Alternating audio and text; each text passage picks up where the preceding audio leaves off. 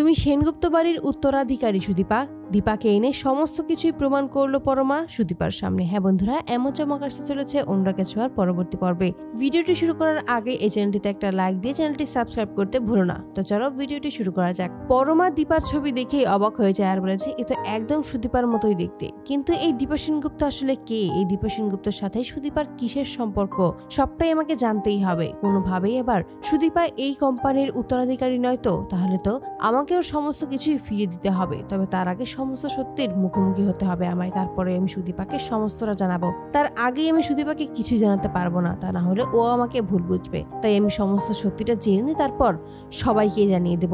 এইসব ভেবেই দীপার খোঁজ করে। অবশেষে দীপার খোঁজও পেয়ে যায় পরমা। পরমা তখন সেখানে এসে হাজির হয় এবং সেখানেই দীপা প্রথমবারের মতো পরমাকে দেখিয়ে বলে যে তুমি এখানে কেন এসেছো? তুমি কে?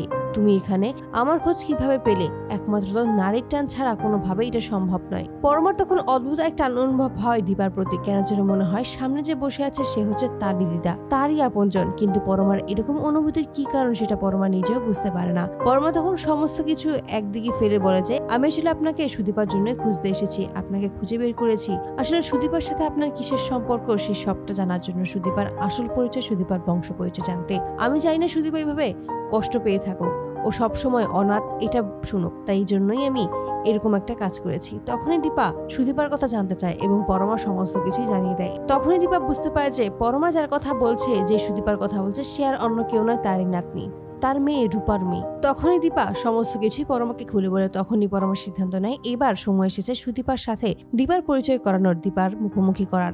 তার জন্যই দীপাকে নিয়েই সেই কোম্পানিতে চলে আসে এবং সেখানে এসেই সুদীপাকে ফোন করে ডেকে নেয়। এতে করে সুদীপা ছুটে আসে পরমার কোনো বিপদ হয়েছে কিনা এই সমস্ত কিছুই ভেবে। তবে সেখানে এসে চমকে যায় সুদীপা। নিজের মতোই অবিকল একজনকে দেখতে পেয়ে অবাক হয়ে যায়। তখনই পরমাকে বলে উনি কে পরমা? তখনই পরমা বলে যে উনি হচ্ছে তোমার দিদা সুদীপা। এতে করেই অবাক হয়ে যায় পরমা। তখন আরো জানিয়ে দেয় যে হ্যাঁ, তুমি হচ্ছে এই কোম্পানির শেষ বংশধর, শেষ উত্তরাধিকারী। তো বন্ধুরা, তোমরা এটাতে চাওয়ার জন্য এবার এভাবেই যেন সুদীপাকে এটা জানিয়ে দেয় পরমা যে সুদীপাই হলো এই কোম্পানির উত্তরাধিকারী এবং দীপার মুখোমুখি করে।